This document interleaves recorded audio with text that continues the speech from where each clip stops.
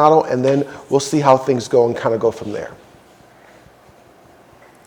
On the days when children in elementary school have their virtual days, are they expected to be live with their class that's in school?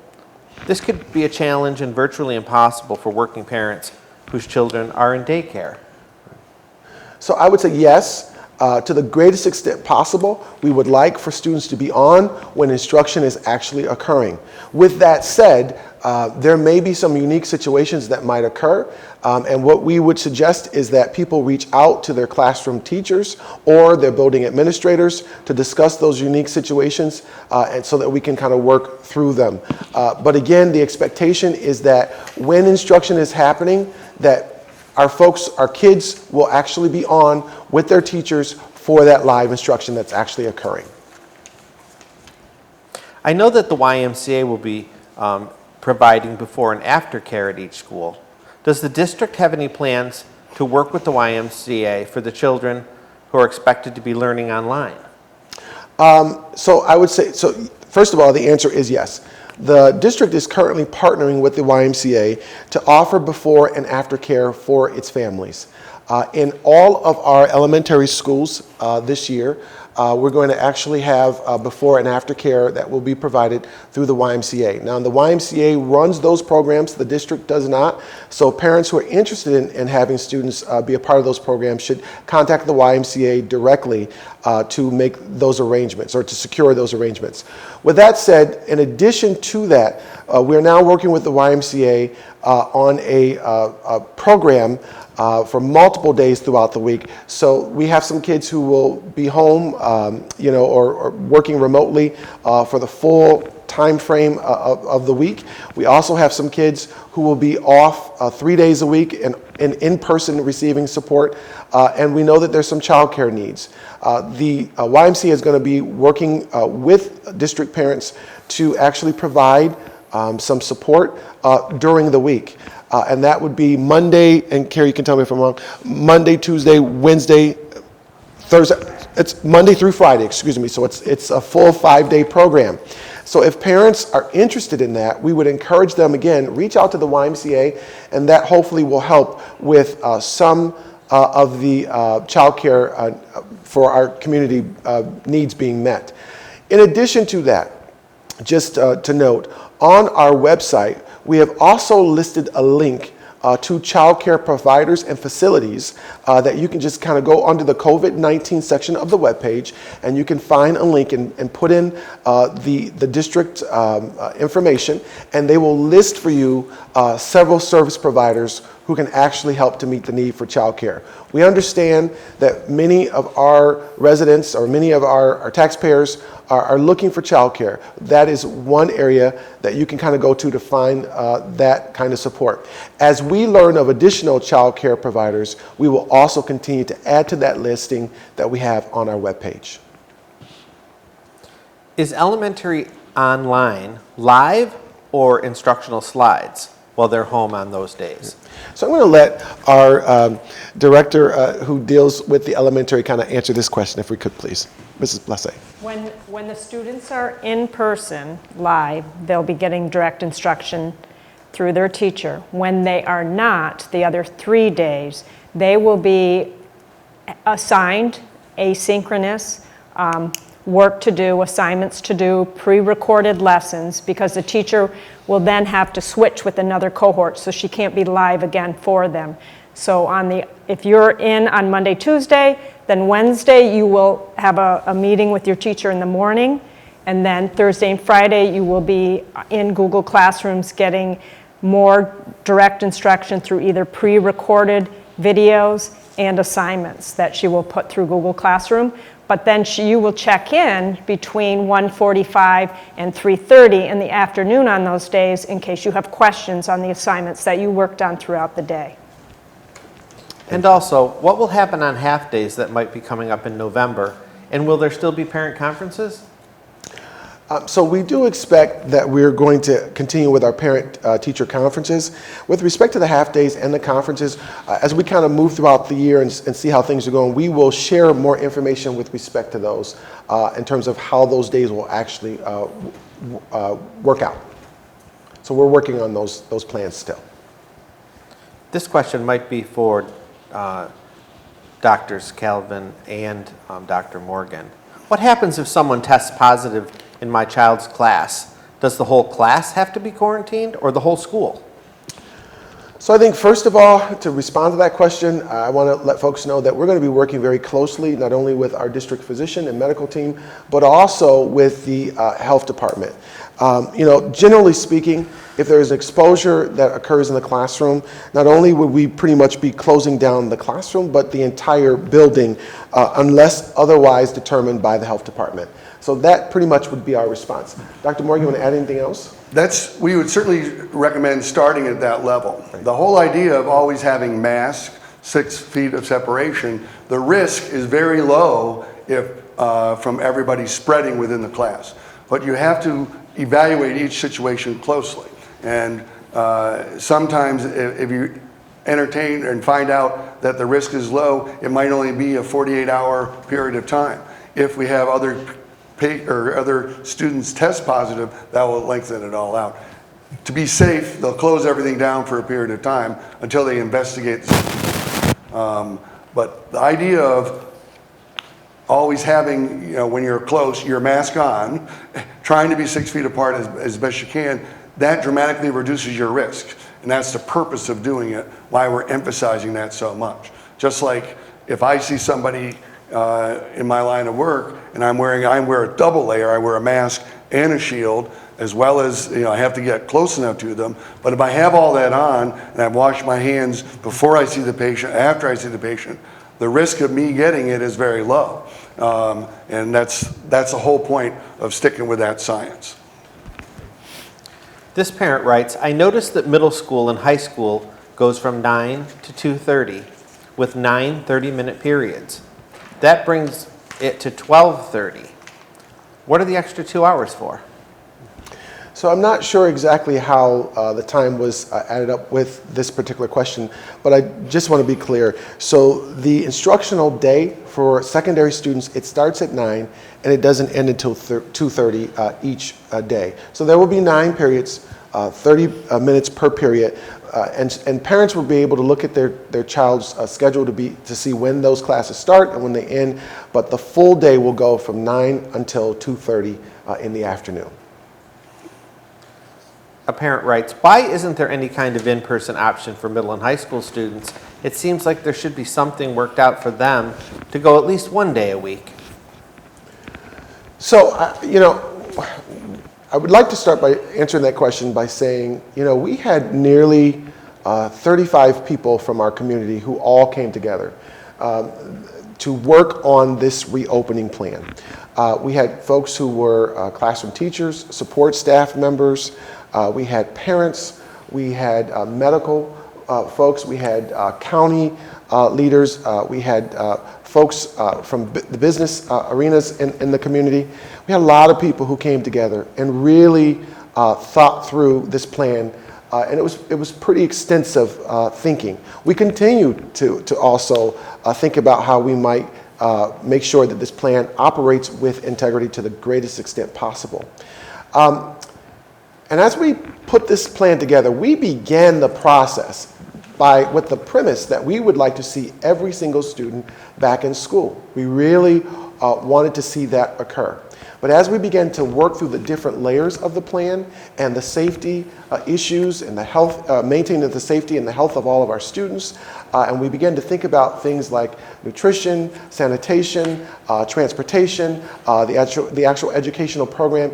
As we started to work through all of those different parameters, it became very clear to us that it would really be difficult for us to ensure the health and safety of all of our students and staff by trying to get everyone here at one time. And so what you have, the outcome of all the planning was the current plan that we have in place now. Now I want to make sure that I'm clear about this and say that this is what is called our reopening plan. As Dr. Morgan has already shared, we're going to be evaluating and watching to see how things go as we get started. And depending on our progress, depending on what's happening around us, depending on the health situations, we'll take it one step at a time, One step at a time, our goal is to try to add. But this is where we're at right now. This is our reopening, this is our start, and we wanted to do it and do it very safe, in a very safe manner, and we believe that this is the best option at this time. And so we're gonna start here, and then we'll take it one step at a time. We understand that there are some from our community who might like to see more. We'd also like to see more. But this is an unprecedented time, which means we had to do some things a little different than what we probably all wanted to do. One step at a time, though. I think we'll do well, and we will, as time presents and opportunities present, we'll work at it one step at a time to offer additional opportunities when we're able to do so in a very safe manner. The next question is, will the district be giving all students and staff PPE, and how will it be cleaned and stored? So we will be providing PPE for students and staff. What we'd like to see is our staff and students come to school with their own PPE. So we're asking people to bring your own mask if you're able to. If you don't have one, we will certainly provide one for you. The PPE that we will be providing will be disposable PPE. And so there's no real special place that we'll kind of have to, there's no real special storage kinds of things with the PPE, except for we'll have areas that they are located in. We'll make sure that we keep a good eye on those things. But they're going to be disposable. So people, once they're done using them, can just kind of throw them out each and every day. How are elementary teachers expected to teach both 4 days in person and 5 days online? So I want to just be clear. If you are a person who is teaching in-person students who come in 2 days a week and then they're online 3 days a week, you will not be expected to teach that and also teach students separate from that 5 days a week online. So there will be some staff who will be assigned to teaching 2 days in person and 3 days online, and then some staff will just teach remotely/virtually throughout the week. So there will be different assignments for folks. We don't expect our teachers to do both of those different models. And how will curriculum progress with only 2 days of in-person instruction? So I'm going to let that question go to our executive director, Mrs. Place, in terms of curriculum. How will it progress? Again, when the students are in person, the direct instruction will be those first 2 days. The follow-up will also be in Google Meets, again with pre-recorded videos of some kind or online videos that will continue with direct instruction in some capacity. The teacher's going to always stop and monitor what the children are doing constantly throughout creating and working with the curriculum resources they have to ensure that all students will be able to move ahead and that it's equitable for all students. So it'll be more of the teacher knows when she can move with more direct instruction of new material as she progresses the 5 days a week. Are parents able to choose whether or not they want to be on AA, Monday, Tuesday, or BB, Thursday, Friday? So parents are not able to choose which day that they would like. However, what they can do is share their preference with their school's principals, administrators, to let them know. We know that certainly there's some unique situations that parents certainly kind of want to share with the administration, so we would encourage you to do so, and we will do our best to try to make that connection for our families. However, we can't promise that. It really is dependent upon class size, the needs from the entire school community, and the days and times that slots will be open. So we would encourage parents to reach out, let their buildings know what their needs are or their preferences are, and we'll do our very best, but we don't want to make any promises that people will be able to get the exact date or times that they might want to have. When a child isn't in school actually, elementary students, when they're home for the other 3 days, are they expected to be online from 8:45 to 1:30, or can they make up the work after the parent gets home from work that day? I'm going to go back to Mrs. Place for that particular question. We do expect that between 1:30 and 3:30, there is some online contact with parents, students, and teachers so that we're sure that students are understanding the lessons that were provided throughout the day. The model will be that the students will have preloaded lessons, again with video, pre-recorded video. So when they actually work on those lessons can be sporadic throughout the day or when the parent is able to. If there are issues about having to work after school hours, those are conversations that any parent can have with their teacher directly. This parent also continued to say that she appreciated the lesson plans that were attached to a link during our spring model and that it was helpful and very doable. What will the online learning for K through 6 look like when they're not in school for the 2 days? I think Mrs. Plass has already answered that question. Yes. There will be a combination of videos and live enrichment. Let's go to the next question. Can we make arrangements for our children to go to school the same days as their babysitters' kids do?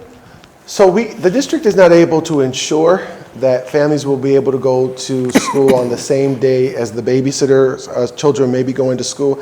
However, again, as I've said before, parents and guardians can certainly share this request with their child's principal, but we don't want to guarantee that that would be something that we might be able to do. Again, we encourage you to reach out to your building principal, share that preference, and we'll kind of go from there, basically.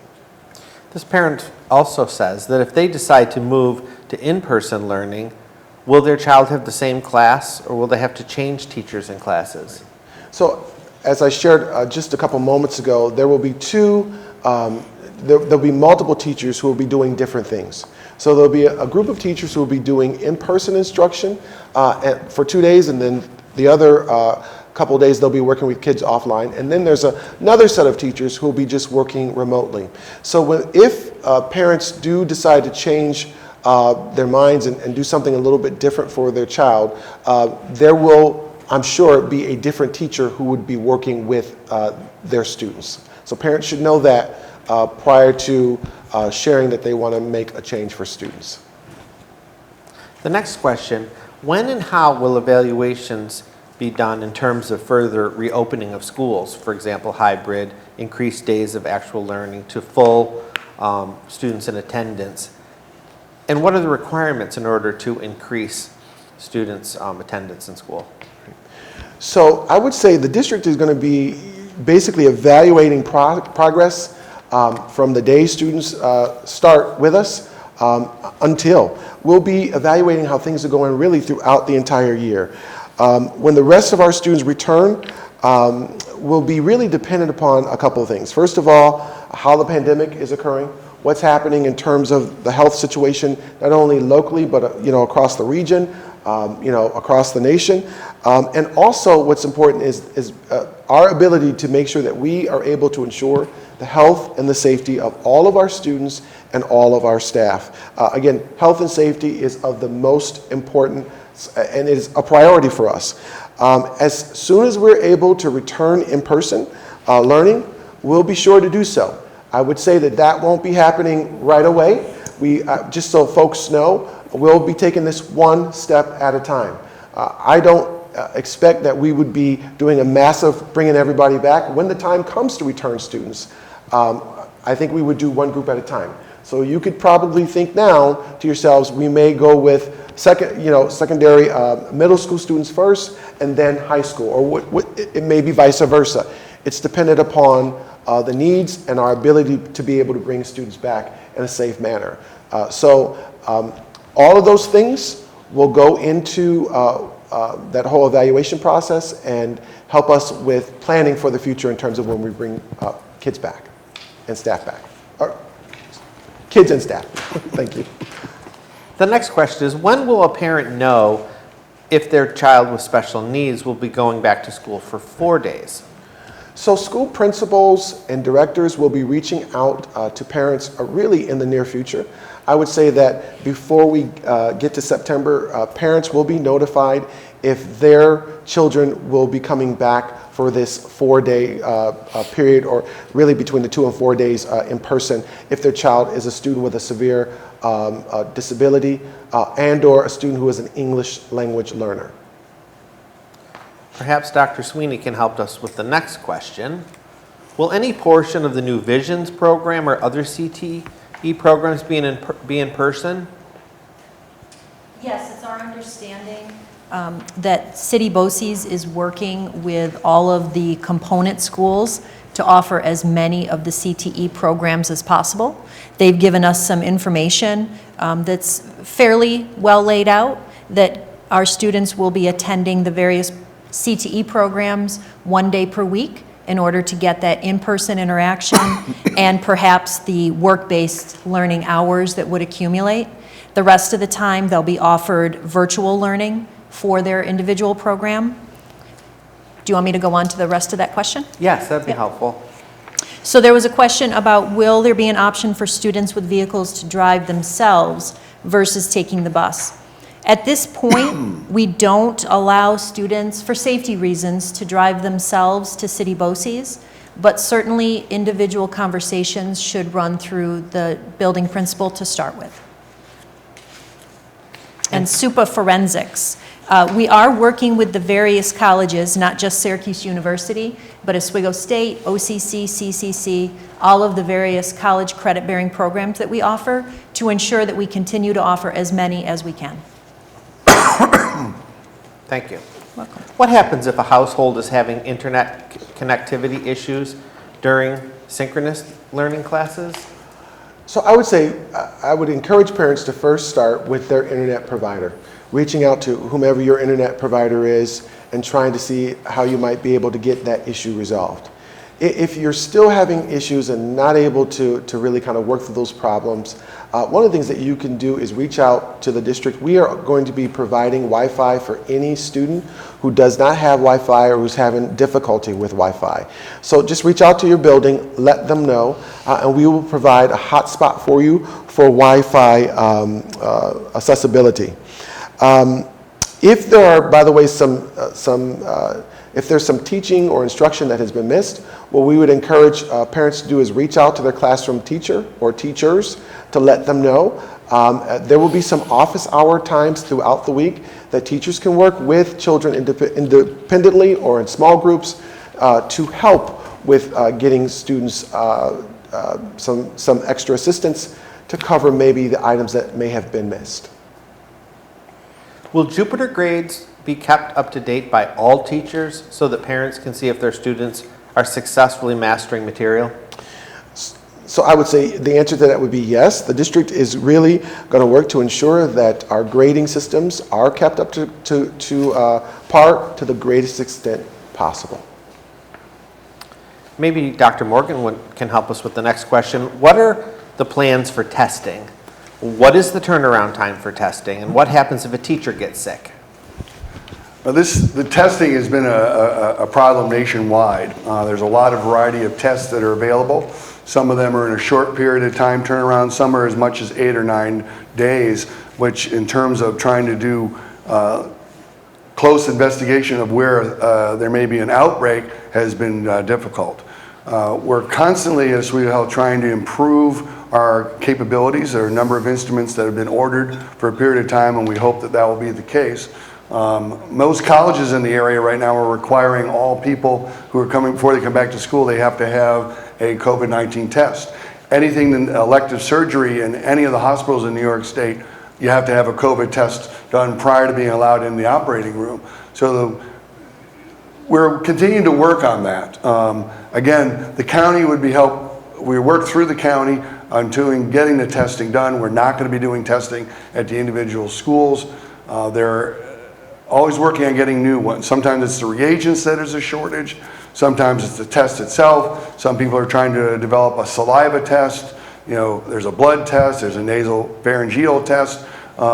We need one that's sensitive and specific, as well as inexpensive and has a short turnaround. There's no one best test right now, and that's where the problem is. Pool testing is something else that they're doing a lot of places where, and some places will accept up to 12 I think they're doing that at SUNY Oswego actually right now, where you have 12 people put the test together. If everybody is negative, you don't have to test the other 11. If the test is positive, then you have to test the other 11 people. This can decrease the number of people that have to be tested.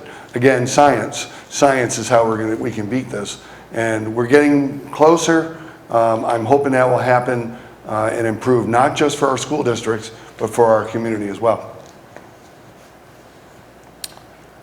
What will pre-K and kindergarten classrooms look like?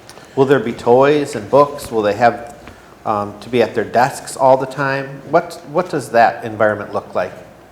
So I'm going to partner on this question with Mrs. Place again, but I would say, so this will not be business as usual, right? Things are going to look a lot different than they have in the past. So with respect to materials, there will be very limited materials that students will be expected to kind of have contact with. Students will have their own supplies that are specifically for them. They will be stored in bins.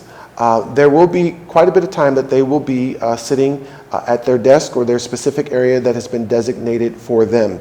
So, you know, as in the past, we may have been sharing a lot of items, and there's a lot of things that kids would be touching quite a bit throughout the day.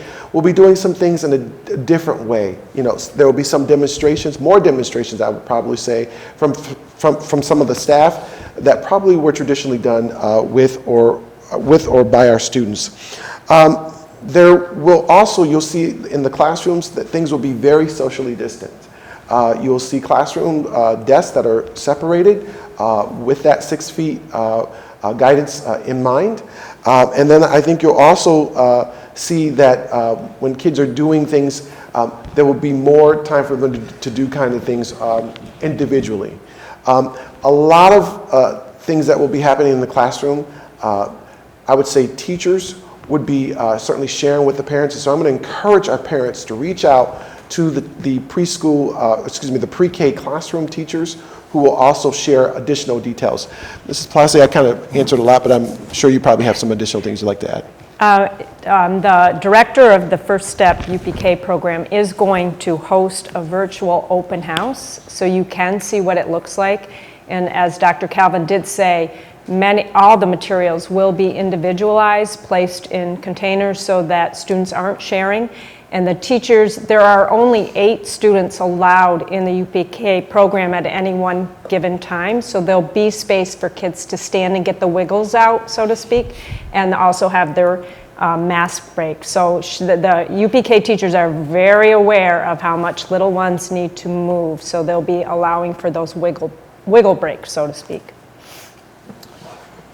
When can parents expect to receive information regarding the days that their children will be attending in order to allow them to make childcare arrangements? So schedules will start to really go out to parents during the week of August 24th, and that is pre-K through grades 12. So parents can certainly look for those schedules to come out again during that entire week. With the high school classes, will their classes be actual live classes? So the answer to that would be yes. The classes will be on live, virtually and remotely, and teachers will certainly be working with students in that manner. Dr. Sweeney, I'm not sure if you want to add anything to that. We're good. No, that's really, the goal was to have our students having as close to the same type of experience with 9 periods of the day.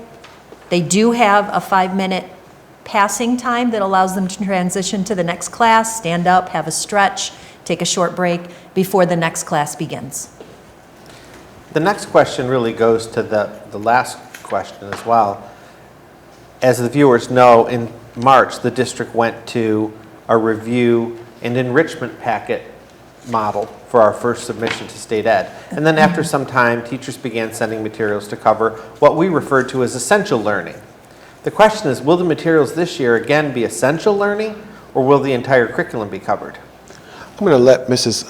Place share about that, please.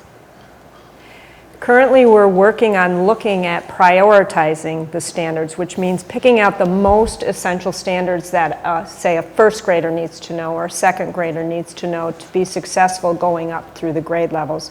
So it will be a prioritized curriculum with all the standards being met. We'll assess along the way. There'll be continual monitoring of students that are within the K-12 program to ensure that students are getting all those power standards, we call them, before they move on to the next grade level. So they'll be successful as they go up through. Can my child walk to school as she normally would? So the answer to that would be yes. Children can continue to walk to school. With that being said, we are encouraging parents wherever possible. If it's possible for the parent to walk with the child to school, we'd love to see that happen. But also we're encouraging parents to have that very serious conversation with their child to remind them of the need to socially distance themselves, to wear masks where necessary. We really are encouraging parents to do that. How do you plan on giving children with 504 plans or IEPs their special accommodations? So our special education staff, our teachers, will be working very closely with our students, our parents and guardians to ensure that students are receiving the special accommodations that they might need. So I would say parents will hear from their students' educational staff or team around these concerns and also accommodations, and any parent who has a question can certainly reach out to that staff if that staff has not reached out to them first. Will there be an option for virtual class times, for example, if a child can't log on due to a conflict with parents' work schedule, daycare, doctor's appointments, internet issues, and things like that? So again, I would like to go back to what we shared earlier. Our expectation is that during the school hours, that to the greatest extent possible, that every child is on during those particular hours. Now, if there's a unique issue or situation that's causing some challenges, what we would encourage parents to do is to reach out to their classroom teacher or their building leaders to share that. There are some hours throughout the week. There's some office hours that staff can certainly kind of work through some of those matters with parents and students. But again, just to go back, we would like to see every child on during the day when instruction is provided to the greatest extent possible. We're now moving to another mask question. Since kids are spaced 6 feet apart from each other following CDC guidelines, will they be able to take their masks off whenever they are all seated at their desks? So I'm going to let Dr. Morgan work with us on this, but my response is going to be, so the answer to that would be no. Really, in order to maintain the health and the safety of all of our students and staff who will be here, our expectation is that kids will keep their mask on throughout the day, keeping in mind, again, that our staff are going to work with kids, our students, to provide them with mask breaks. There will be certain times throughout the day that we certainly will make sure that students are getting those mask breaks. I agree. It's important to, if you can have a mask on and maintain 6 feet away, it's still the best thing to do. We're not wearing our masks today because we want to make sure you're hearing what we're saying, because anybody now knows wearing a mask, it's easy to miss what somebody is trying to say. But if we have a break every hour for 10 minutes and make sure that they're sitting there in their desk, that's the best way to give a break for the teacher as well. The teacher may take advantage of a time when he or she does not have a mask on to clarify something. The teachers may not have their mask off during that 10-minute break that the students do. And there's going to be a lot of learning curve for both the teachers and the student with that. But maintaining the mask on all the time, which is what I do at my own office. I'm always have my mask and my shield on. If I'm in my office doing a virtual thing with my door closed, I'll take it off. When I'm eating lunch, obviously, if it happens, lunch doesn't always happen. But I think having it on most of the time is the way to be. But if you know you're going to have a break for 10 minutes, that helps you get by. Thank you. Will children from the same household be able to sit together on the school bus? So the answer to that is I would say yes, to the greatest extent possible. Our goal is to try to have kids from the same household sit together on the school bus. There are always moments when students, especially very young ones, need one-on-one adult interaction. For example, if they fall and get hurt, have a disagreement with a classmate, or make a mistake, how will that be appropriately handled? So, I would say we have some really good teachers and support staff here in our district. They are experts at really attending to the needs of our students, and we are going to rely upon their expertise. When students have unique situations that occur, we're going to rely upon them to ensure and that those needs are being met for our kids, and to respond to whatever unique situation that presents itself. Again, we've got great teachers. They know how to respond to our students, and we're going to really rely upon their expertise in those unique situations. The next question gives us an opportunity to re-emphasize some things that have already been said, but are there future plans for fully opening our schools?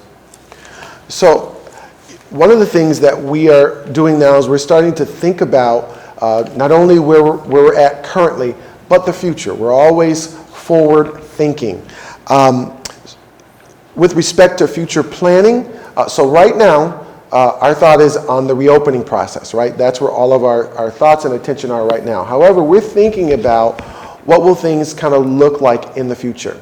Our goal is to eventually be able to open all of our schools back up.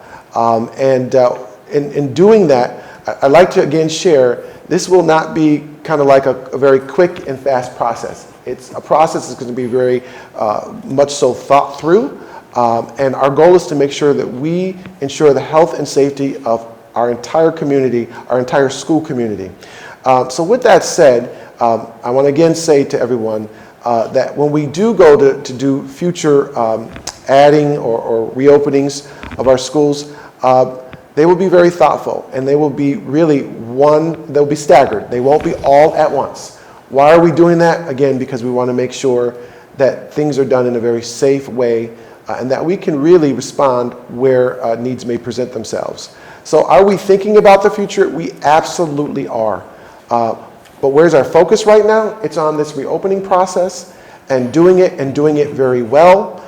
So, if people are looking for something to happen overnight, it probably will not, I'm sure it will not happen overnight. It will take us some time. But I do think we'll get there eventually, and it's dependent upon a number of items. So we just are going to ask for our community's patience as we work together. We're all in this together, and we're just going to take it one step at a time. So we would certainly ask for the patience as we kind of move forward as a district. How is extra help for math and reading going to be done? AIS math, AIS reading. Is it still going to be done in small group settings? So there will certainly be some small group. There may be also some individual AIS support that's provided for students virtually. But I'm going to ask Mrs. Plaza if she can share a little bit about AIS and how that might be provided. There will certainly, my thought is that there will be support provided, some in person for folks who are attending school in person, and then some that's provided virtually. Mm-hmm. Yes, we do have the reading time scheduled in math AIS time scheduled in which the teacher is going to push into a classroom so we have less movement of students. We don't want our students moving throughout the buildings, and the teachers will have time to sanitize their hands in between and mask, and they will be pulling kids back in a equally spaced or in a appropriately spaced distance within the classroom and working with skill groups. So yes, they will be providing that in-person instruction time, but then they also will be remotely meeting with students on Wednesday, setting up more groups, and then touching base again on Thursday and Friday if they go in Monday, Tuesday, in the afternoon. So there will be both in-person and remote support. Will all work be done online, or will there be textbook and worksheets as well to be graded for those doing virtual learning? So most of the work will be done, I would say, online. However, it's dependent upon the classroom that students may be in. There may be some textbook work or some worksheet assignments. Keep in mind that whatever is done through textbook or worksheets, those things, we're not going to be passing things in, basically. So I would say most of it will be online. I think this is probably a good time to point out that we really, as a district, are trying to prevent as many things from coming into school Yes. or going home from school. We're trying to streamline the process so that most work is done actually or virtually, and not a lot of materials are coming to and from school. How many hours, no, let's go on to the next one. What are some examples of typical assignments and deadlines? So I would say each classroom is different. Parents and guardians should really reach out to their classroom teachers to really kind of understand typical assignments and or deadlines. Again, each classroom is very unique. A student may be given an assignment that's due later that day online, or an assignment that's due the very next day online. Each classroom will differ. So I think I would rely upon the teachers to best answer those questions, and I would encourage parents to reach out to their children's teacher to better understand that. And similarly, how do I track my child's progress? So in terms of tracking children's progress, parents can go online. Our elementary parents, if I remember correctly, is currently using school tools to help monitor progress. But you know what, I may be a little bit off on that. Let me ask Mrs. Place and also Dr. Sweeney. I want to make sure I get the right answer out on that. Can you help me with that, please? They're not able to see school tools on a daily Thank you, my basis. apologies. But they're again, they'll be, those virtual office hours that teachers can touch base with parents can be part of that. Always reach out to your classroom teacher, and even if you're doing remote learning, the remote classroom teacher, please email and continue to ask questions about your child's progression throughout the quarter, because parents don't really truly meet with school tool, the report card, until November. Thank you. And for 712, our teachers, parents, and students will continue to use Jupiter Grades. I love Jupiter Grades as a system in that the parent has their own login, the child has their login. Teachers tend to update weekly, if not more often. If you're finding that there are any concerns, again, just like Mrs. Plass mentioned, please reach out to your child's teacher. They'll be able to give you the most up-to-date picture of what's going on. Thank you for helping to clarify that. Thank you. We appreciate it. So that concludes this segment of our forum for today. I would thank everyone for tuning in, and we certainly invite all of you back for new and similar questions at noon and 5 p.m. today. I'll pass it back to Drs. Calvin and Morgan for any last-minute remarks. Dr. Morgan, I'll start with you. Any additional pieces that you'd like to share with the community, then I'll summarize it. I think, as you said, we're going to be evaluating. I also represent the medical input for Fulton.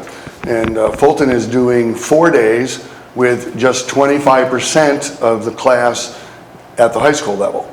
So this is something different. It's a 75% reduction in each day that there are people there. No lockers assignment, no backpacks, because we want to limit anything coming in. Also congregating areas. They're not going to be using the cafeteria or the library. So we'll be getting some information from that. And we may know in 3 months or so if the infective rate is the same at both places. That is one place we might get some additional information. So by having 3 school districts being involved with Oswego Health providing the health care and input, we're getting things a little different. It's going to give us a little more information. So I think all 3 districts will be learning from each other. So we will constantly reevaluate and do it safely. The other thing that hasn't been discussed today, we have another very, very, very large player in this community, and that is the college. Unfortunately, the college, not this college, I'm not saying, but colleges in general have not done very well yet about returning to school. And they're considered very heavy spreaders, and we're going to have to see. And by being a college community, that's another component that's going to definitely come into play with what we can do. And I know that they are working very diligently at our local college to address these things as well. So we have company in our complex field that we're in right now. We are not alone. And we'll work together. Again, I think our community can do that. I hate to sound like a cheerleader, but I think we can. Absolutely.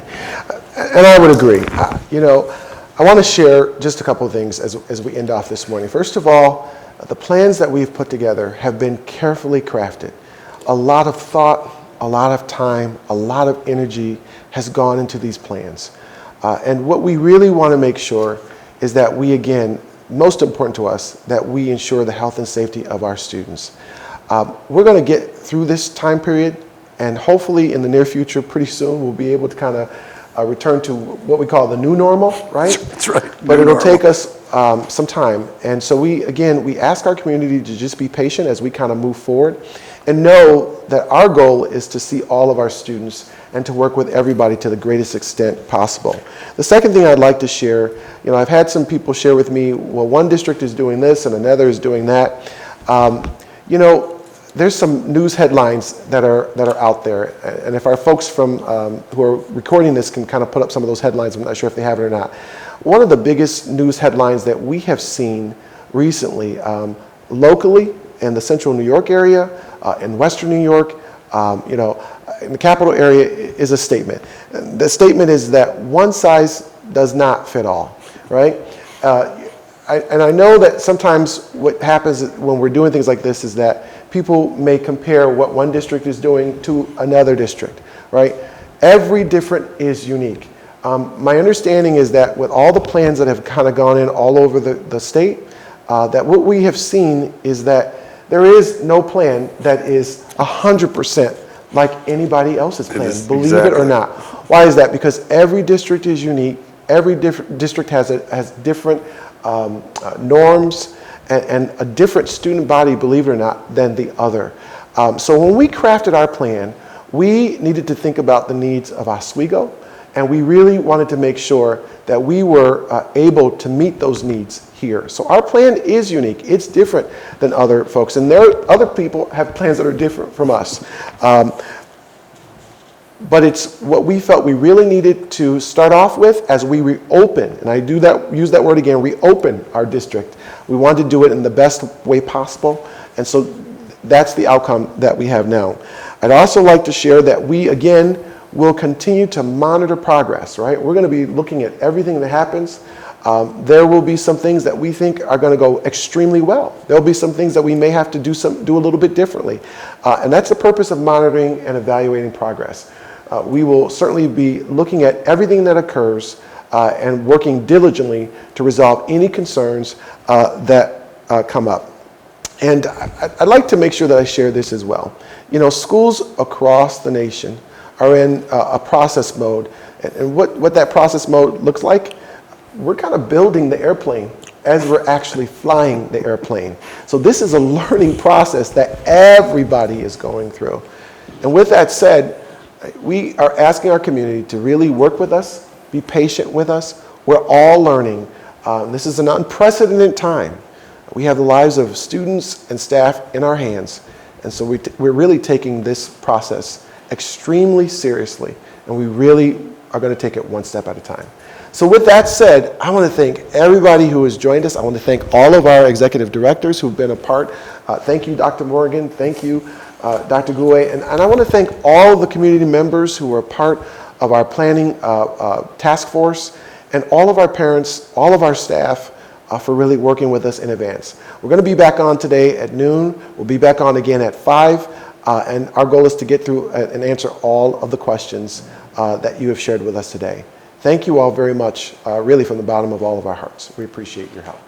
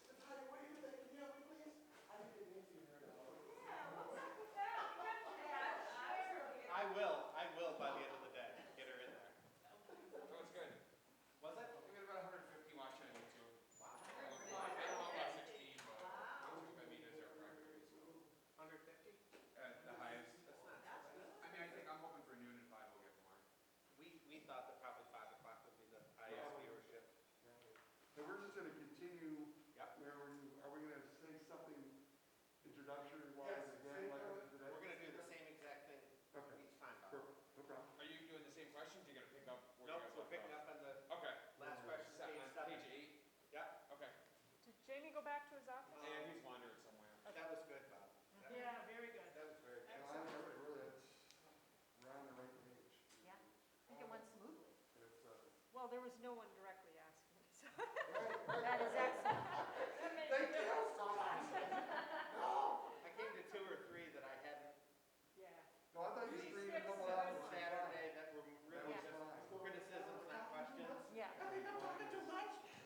Somebody help me. I didn't know. We just gotta emphasize flexibility. Yeah. Right. Yeah. Right. Yeah, I agree. It's You- just, You did that, you guys did that. The flexibility is key. you guys did, ladies did a wonderful job too. That was helpful. I'm We'll- gonna we'll change work my Nancy in name it now. to Nancy Squire. I feel like I threw it right at you. I know, I was like, well, that was kind. I like a little just heads up, that's good. It's That's nice seeing good. the power chair. Yeah, yeah. Who am I gonna sing? Yeah, and over to Nancy. That's what we gotta And go. over to Nancy. Noon. Over to Nancy for the weather. That's right. I've got my coat on. It's gonna rain.